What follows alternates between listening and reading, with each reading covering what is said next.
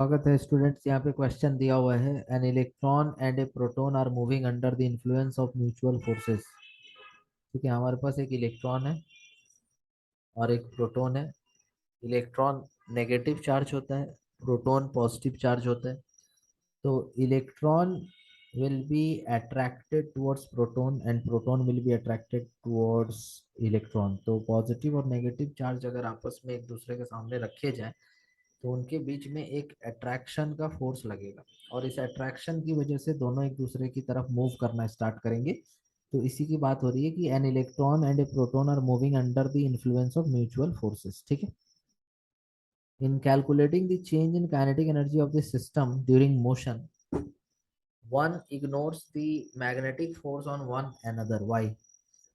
तो जब हम लोग change in kinetic energy calculate करते हैं तो उसमें मैग्नेटिक फोर्स के द्वारा किया गया वर्क को कंसीडर नहीं करते हैं। जैसे हम लोग वर्क एनर्जी थ्योरम में पढ़े हैं कि टोटल वर्क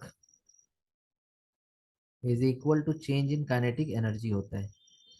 तो सपोज अगर तुम्हारे पास एक इलेक्ट्रॉन है और एक प्रोटॉन है तो ये इस तरह से मूव करेगा और ये इस तरह से। क्यों? क्योंकि दोनों के बीच में अट्रैक्शन का फोर्स लगेगा। तो ये जो फोर्स होगा इसको हम कहते हैं कूलम्ब फोर्स या फिर इलेक्ट्रोस्टैटिक फोर्स कहा जाता है इसको। तो जब हम चेंज इन काइनेटिक एनर्जी निकालते हैं तो इस फोर्स को तो कंसिडर करते हैं, लेकिन यहाँ पर एक फोर्स और होता है जिसको कहते हैं मैग्नेटिक फोर्स। मैग्नेटिक फोर्स आता है चार्ज के मूव करने से। तो यहाँ इलेक्ट्रॉन और प्रोटॉन जब आपस में मूव करेगा तो इसकी वजह से मैग्नेटिक फोर्स तो डेवलप होता हुआ दिखाई देगा। ये आपको क्लास 12 मैग्नेटिज्म चैप्टर में पढ़ना है कि चार्जेस अगर मूव करते तो उनके चारों तरफ मैग्नेटिक फोर्स भी क्रिएट होता हुआ दिखाई देता है। और वो फोर्स का फॉर्मूला वहां पे आपको ये बताया जाएगा कि force, magnetic force is equal to q v cross B. यहाँ पे ये जो एफ एम देख रहे हैं ये है मैग्नेटिक फोर्स और ये चार्ज है जो भी इलेक्ट्रॉन या प्रोटॉन आप ले लो। और v क्या, स्पीड ऑफ द पार्टिकल या वेलोसिटी ऑफ द पार्टिकल या वेलोसिटी ऑफ द चार्ज। और b क्या है यहाँ पे, मैग्नेटिक फील्ड।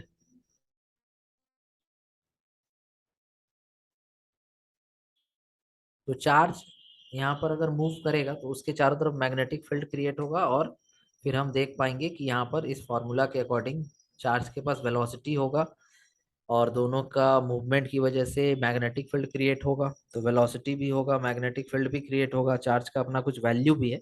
तो मैग्नेटिक फोर्स तो यहाँ पर आएगा, उसको हम नेग्लेक्ट नहीं कर सकते। लेकिन जब हमको total change in kinetic energy निकालना होता है तो उसमें वर्क में मैग्नेटिक फोर्स को कंसीडर नहीं करेंगे। ऐसा इसलिए क्योंकि वर्क डन जो होगा बाय मैग्नेटिक फोर्स,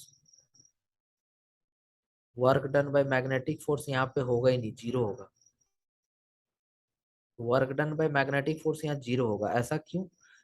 क्योंकि वर्क का फॉर्मूला हम लोग लिखते हैं F S cos theta, force into displacement into cos theta, जहाँ पर थीटा होता है angle between force and displacement.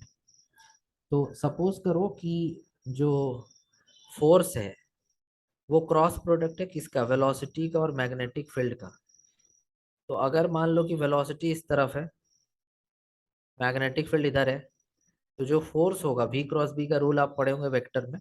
तो फोर्स क्या होगा, इन दोनों के परपेंडिकुलर होगा। इसका ये अर्थ हुआ कि वेलोसिटी के परपेंडिकुलर होगा फोर्स।